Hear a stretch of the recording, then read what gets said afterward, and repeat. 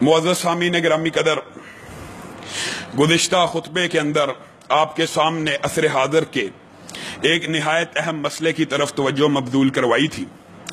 अफसोस और दुख की बात यह है कि गैर मुतअस्सिब और गैर फिरका वराना गुफ्तगू को हमारे बाज़ भाइयों ने जिस तनाजुर के अंदर फेसबुक के ऊपर, सोशल मीडिया के ऊपर उछाला, ये निहायत अफसोस और दुख की बात है। हम अगर गिला करें वो तो बात बनती है, वजह तुम ऐसे लोग हो, फिरका वराना बात नहीं करना चाहता, लेकिन कुछ जुहला ने, कुछ फुज़ला ने, और बात कई दफा तलख हो जाती है। इतने अजीबो गरीब आर्ग्यूमेंट्स और कमेंट्स और दलाइल और जवाबात दिए कि बाद औकात उनका अगर जवाब ना दिया जाए लोग ये समझते हैं इनके पास जवाब नहीं है। हैरत और दुख की बात यह है कि तुम आलमे इस्लाम के एक अदीम मुबल्लग जिसके हाथों पे लाखों लोगों ने इस्लाम को कबूल किया, तुम ये कह दो और मुसलमान मानना तो दूर की बात है, हम उसको इंसान नहीं मानते, नाउज़ु बिल्लाह, और फिरका वरियत का इल्जाम हम पे। तुम इतने बड़े स्कॉलर की तकफीर तो ये होती है कि मुसलमान ना मानना, तुम उसको इंसान नहीं मानने पे तैयार, और फिर भी फिरका वरियत का इल्जाम हम पे। तुम अपने स्टेज पे दो उलमा को बिठाकर को जिसने नाउज़ु बिल्लाह नबियों को देखना हो इनको देख ले, और फिर भी फिरका वरियत का इल्जाम हम पे। तुम जली और झूठे ख्वाब सुनाओ कि नबी करीम ख्वाब में आए थे नाउज़ु बिल्लाह और ढोल बजा रहे थे, और फिरका वरियत का इल्जाम हमारे ऊपर। नाउज़ु बिल्लाह तुम ये कहो कि ये लोग कुरान की आयतें पढ़ पढ़ के लोगों को मुशरक बनाई जाते हैं, हमारे बाबे ढोल और सरंगियां बजा के लोगों को जन्नत में पहुंचाई जाते हैं, और फिरका वरियत का इल्जाम हम पे। इतनी ना बड़ा पाकी दामा की हकायत, दामन को जरा देख, जरा बंदे कुबा देख।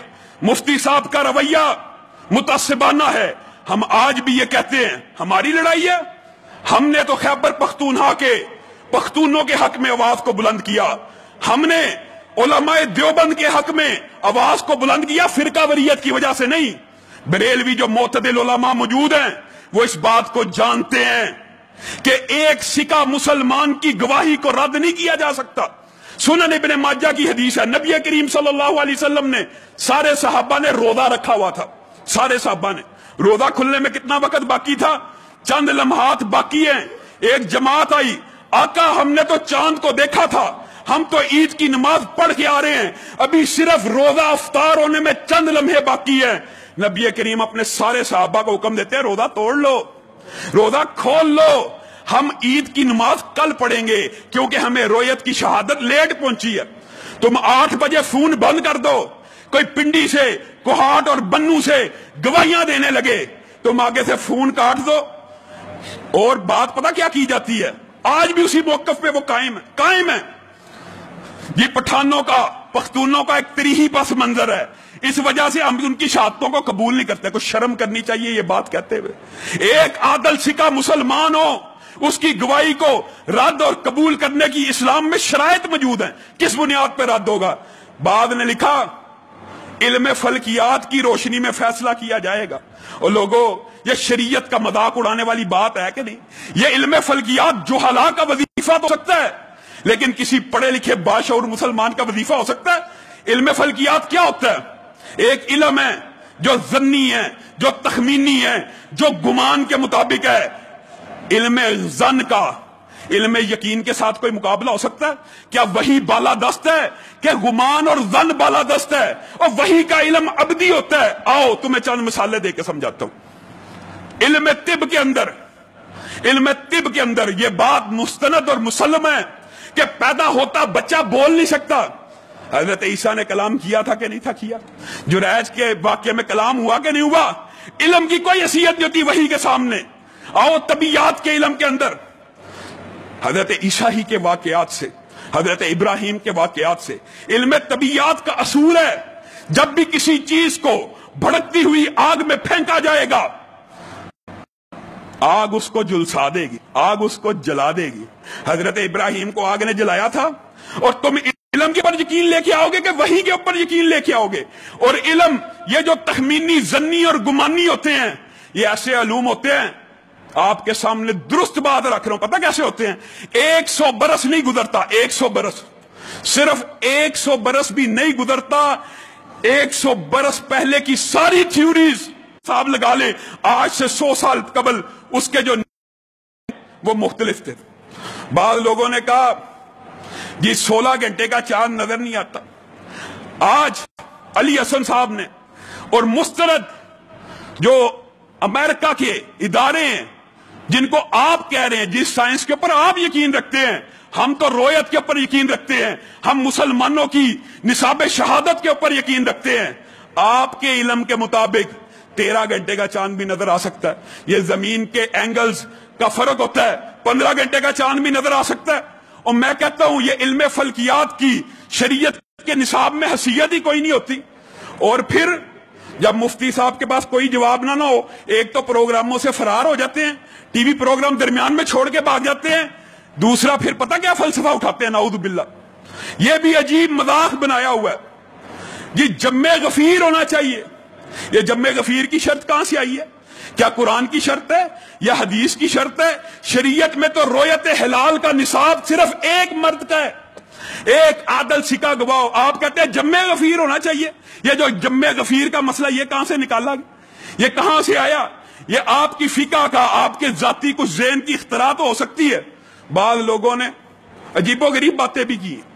بعض کہتے ہیں علامہ صاحب نے کہا مشرق کی طرف سارے ملکوں میں چاند نظر آ گیا، چاند تو مغرب سے نکلتا ہے. ماشاءاللہ. اور بھائی مشرق کے ممالک میں پہلے رات ہوتی ہے، چاند چاہے مغرب سے نکلتا ہے. کچھ لوگوں نے صرف تعصب کی وجہ سے اور علل اعلان لوگ یہ کہہ رہے ہیں ٹھیک ہے جی مفتی صاحب نے ٹھیک کیا ہے، دیوبندیوں وہابیوں کی گواہی قبول ہی نہیں ہونی چاہیے. نعوذ باللہ. اصل میں جو عقیدہ وہ یہ ہے. اور یہ بھی بات آپ کو میں بتلانا چاہتا ہوں، حیران کن بات پتہ کیا ہے؟ مفتی صاحب فقہ حنفی کے بھی خلاف چل رہے ہیں. کس طرح؟ فقہ حنفی کا مسلمہ ضابطہ ہے، مسلمہ اصول ہے. سارے علماء دیوبند اور فقہ احناف جتنے ہمارے بھائی ہیں اس بات کی تائید کریں گے، ان کے ہاں یہ مسلمہ موقف ہے. اگر چاند ایک ملک میں چاہے وہ مشرق بعید میں واقع ہو وہاں بھی نظر آ جائے تو مغرب بعید کے سارے ملک بھی اس کی رویت پہ اعتبار کریں گے. یہ تو فقہ حنفی کا مسلمہ مسئلہ ہے. یہ مسئلہ تو ہمارا ہے کہ اختلاف مطالعہ ہوتا ہے، یہ موقف ہمارا ہے. میرے پہ یہ اعتراض کیا اور بڑی شد و مد سے کہ یہ جی سعودی عرب کے ساتھ عید کرنا چاہتے ہیں اور سعودی عرب کے ساتھ روزہ رکھنا چاہتے ہیں. یہ بھی بات صرف اور صرف تعصب کے اوپر ہے، کیونکہ ہم واحد وہ مسلک ہیں جو قرآن و حدیث کو عین اس کے ظاہری معنوں میں جس طرح صحابہ نے سمجھا اس طرح سمجھتے ہیں.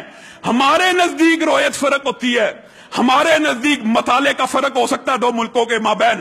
ہمارے نزدیک تو ہم تو یہ بھی کئی دفعہ کہہ چکے ہیں اگر خیبر پختونخوا کا مطلع باقی 3 صوبوں سے مختلف ہے تو ادھر اگر الگ بھی عید ہو جائے تو اس کے اندر اختلاف نہیں ہے.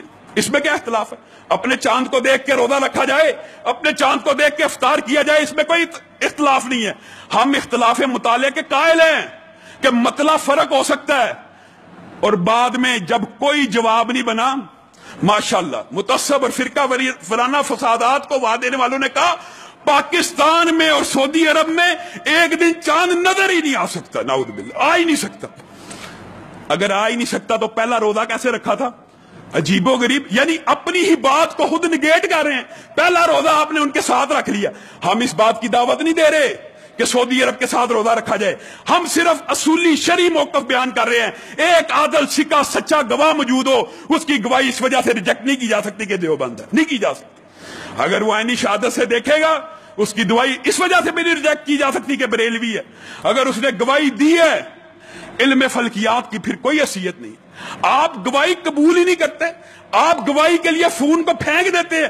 8 بجے لائن اپ ڈراپ کر کے راول پنڈی کے اندر اس عید میں اس دفعہ راول پنڈی کے اندر بعض لوگوں نے اپنے بچوں کے ساتھ چاند کو دیکھا ہے.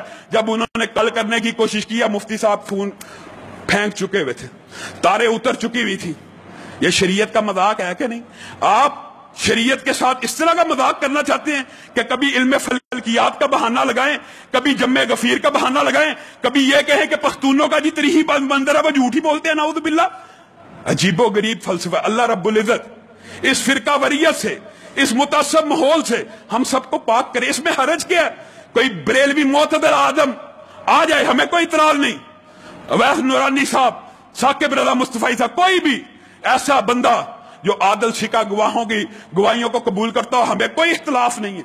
लेकिन हमें इख्तलाफ इस बात के ऊपर है, आप शरीयत के निसाब को बदलें। आपके मैंने इल्म फल्कियात के मुताबिक फैसला करना है। इल्म फल्कियात की और दुनियावी अलूम की शरीयत के सामने कोई हैसियत नहीं।